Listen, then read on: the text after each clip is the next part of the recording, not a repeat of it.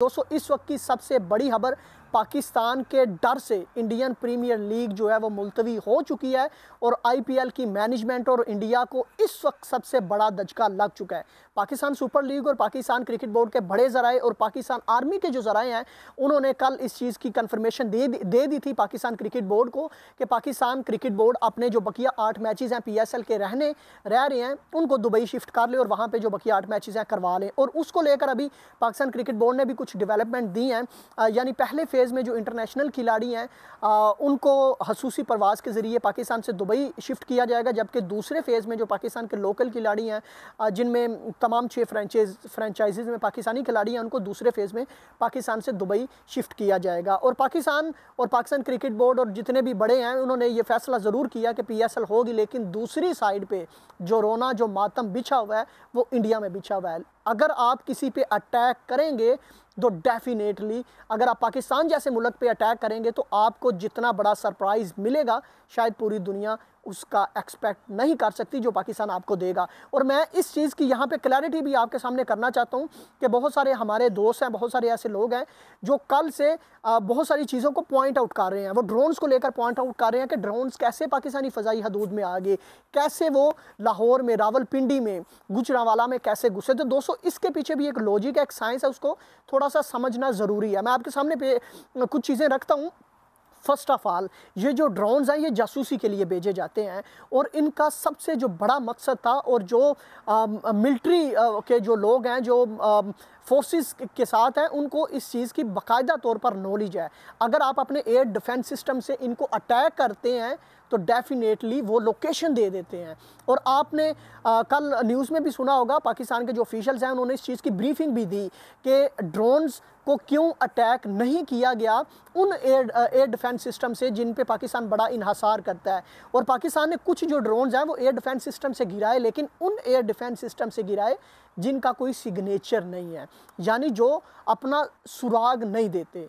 तो यहाँ पे कुछ चीज़ें हैं जो आपको समझना होगी। ड्रोन्स को गिराने के लिए एक बाकायदा एक स्पेसिफिक रेंज और एक बाकायदा एरिया और ये बड़ी सारी चीज़ें हैं दोस्तों जिनको देखा जाता है। और जल्दबाजी में और गलती में कोई भी पाकिस्तान जो आर्मी है कोई भी ऐसा स्टेप नहीं ले सकती थी जिससे जो ड्रोन्स हैं जिनको बाकायदा तौर पर पीछे मॉनिटर किया जा रहा था उनको कोई सुराग मिले कि पाकिस्तान के जो एयर डिफेंस सिस्टम है वो कहाँ कहाँ लगे हुए हैं। तो ये कल पाकिस्तान ने काफ़ी बड़ा स्टेप लिया और एक दिन में 29 ड्रोन ये भी शायद एक रिकॉर्ड है कि पाकिस्तान ने मार गिराए हैं। तो दोस्तों तमाम दोस्तों से यही रिक्वेस्ट है कि जल्दबाजी का मुजाहरा ना करें, ये चीज़ें जो हैं तहम्मुल के साथ होंगी।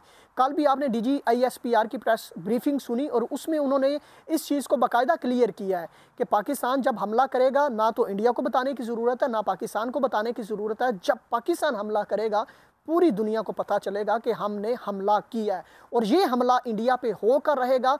और जो हमें खबरें मिल रही हैं उसके मुताबिक जनाब इंडिया के 8 शहर इसमें शामिल हैं जिस पे अटैक किया जाएगा और इनकी जो मिलिट्री इस्टेब्लिशमेंट की जो बेसिस हैं उन पे अटैक किया जाएगा इस वक्त की जो डेवलपमेंट्स हैं उसके मुताबिक। लेकिन इसमें बहुत सारी चीज़ें हैं उनको प्लान किया जाता है और उनको प्लान करके ही कोई फ़ैसला लिया जाता है। जल्दबाजी में आकर आप कोई भी ऐसा स्टेप नहीं लेते जिससे आप अपने दुश्मन को जो अपने ही सुराग दे लें। तो ड्रोन्स को लेकर मैंने आपके सामने ये क्लियर किया कि एयर डिफेंस सिस्टम और बहुत सारे लोग जो इसकी बात कर रहे हैं कि एयर डिफेंस सिस्टम कहाँ गए आपके, तो दोस्तों कभी भी air defence system in drones के सामने स्पेसिफिकली वो एयर डिफेंस सिस्टम जो सिग्नेचर देते हैं उनको यूज़ नहीं किया जाता।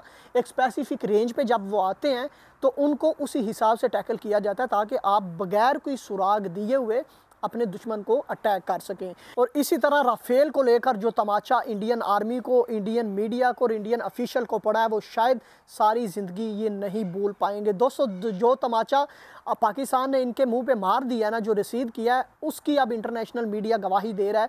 और आज स्काई न्यूज़ पे जो एल्का है ऑब्वियसली वो तो बहुत सारा ज़्यादा साइड्स भी लेती है वैसे इंडिया की, लेकिन आज उसने जो इंडियन एम्बेसडर था उससे सवाल किया कि आप क्यों छुपा रहे हैं, क्योंकि अब तो जो यूनाइटेड स्टेट्स ऑफ अमेरिका के ऑफिशियल्स हैं उन्होंने भी कंफर्म कर दिया है कि पाकिस्तान ने इंडिया का राफेल गिराया है।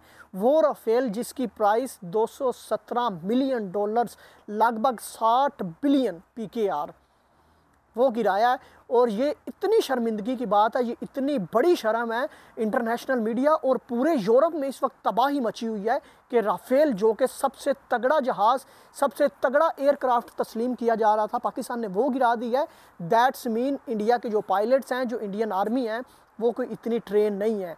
यानी अपने घर में आपने राफेल गिरवा लिया। दोस्तों ये बहुत बड़ा तमाचा पड़ा है और अब इंटरनेशनल मीडिया जो है वो इनके मुंह पे रिसीद कर रहा है। और अब जो उनके एम्बेसडर हैं वो उस शो में बैठ के माने भी हैं, ये कहते हैं अच्छा चले ठीक है, अगर ऐसा हुआ भी है, अगर आप ये समझते हैं कि ऐसा हो गया तो चले ठीक है, पाकिस्तान अटैक ना करें। डरे भी हैं और मान भी रहे हैं कि पाकिस्तान ने राफेल भी गिराया और बकिया और जहाज़ भी गिराया। 3 राफेल, 2 दूसरे जहाज़ और 1 और जहाज़ कोट किया जा रहा है, उसकी कंफर्मेशन के बारे में नहीं पता, लेकिन 5 जो जहाज़ हैं वो कंफर्म है कि पाकिस्तान ने उनके घर में गिराए हैं। आप यकीन करें, यहाँ से इनकी तैयारी चेक करें कि ये कितने जो हैं वो टैलेंटेड हैं कि अपने घर में ही जो राफेल हैं वो गिरवा चुके हैं। तो दोस्तों और भी बहुत सारी चीज़ें हैं, तहम्मुल रखें, हौसला रखें, ये सब चीज़ें होंगी, टाइम लगेगा, लेकिन ये टाइम जब पाकिस्तान आर्मी का आएगा तो आपको पता चलेगा क्या हुआ है, कैसे हमला हुआ है। लेकिन तब आपने भी पाकिस्तान आर्मी के साथ और पाकिस्तान के साथ स्टैंड करना है।